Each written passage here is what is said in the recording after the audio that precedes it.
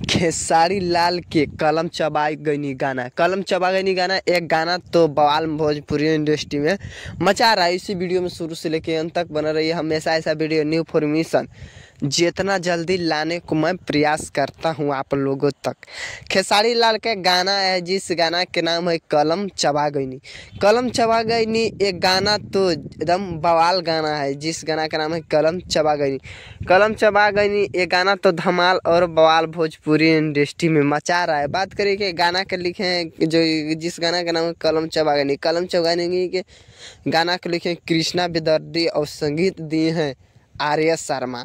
गाने के व्यू के बारे में बात करें तो व्यू आशा खासा चल रहा है, रिस्पॉन्स आशा खासा दे रहा है। बात करते हैं गाना के तो ये गाना 21 मिलियन शायद हो गया है, 21 मिलियन 5 पॉइंट हो गया है। और धमाल और बवाल भोजपुरी इंडस्ट्री में मचा रहा है और मचावे करेगा। खेसारी लाल के हर एक गाना धमाल और बवाल भोजपुरी इंडस्ट्री में मचा रहा है, टॉप में अभी चल रहा है खेसारी लाल के गाना। गाना की बात करें तो अच्छा खासा रिस्पॉन्स मिल रहा है। ये गाना तो जल्द में आप लोग सुने तो जल्द में 50 मिलियन के करीब में शामिल हो सकता है।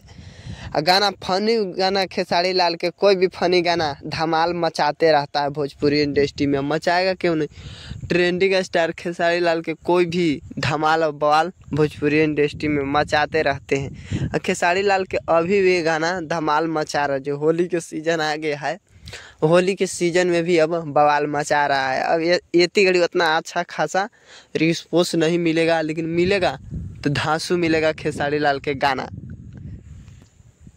हम हमेशा ऐसा वीडियो न्यू इन्फॉर्मेशन जितना जल्दी लाने को मैं प्रयास करता हूँ। अगर इस वीडियो पर नए हो तो इस वीडियो को लाइक और सब्सक्राइब जरूर करें। पूरा वीडियो देखने के लिए आप लोगों को धन्यवाद।